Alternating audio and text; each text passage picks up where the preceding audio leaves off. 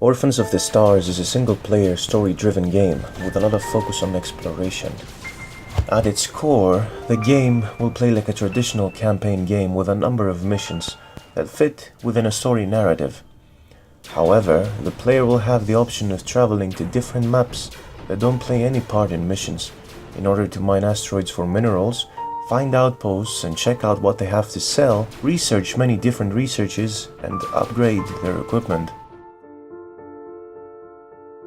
In some of these branch maps, the player can also discover an artifact, of which there will be 12 in total. These artifacts will eventually lead the player to make a decision in the final mission and unlock one of two different endings.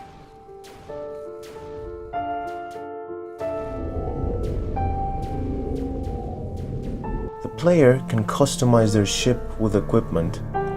Different equipment offers different stats like weapon fire rate or damage, engine speed, energy recovery, and more. In certain outposts, the player can also buy different ships, for which they must have researched certain researches to a specific level and provide enough currency, which will be minerals mined from asteroids.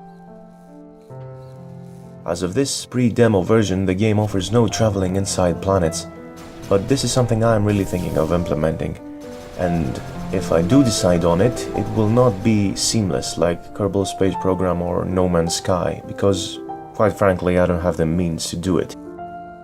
The player is not expected to explore different maps for just some minerals or a potential artifact. Some maps serve as gateways to others, more secluded maps. In these ones, different classes of enemy ships can appear, and in order for the player to buy a new one, they must have gotten intel on it first, which means to fight it.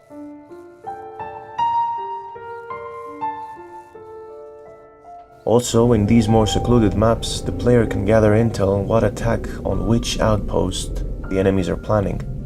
Protecting these outposts from the enemy's armada is key for upgrading and receiving very rare gear and ships. This is because the main protagonist of the story, the Guardian of Insight, that's us, must help the people of Earth survive the ongoing attack of the enemies.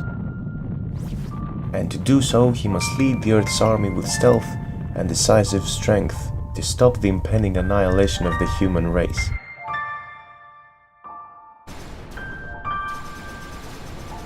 Now, I can't really tell you more about the story because I'm gonna end up too excited and spoil the whole thing.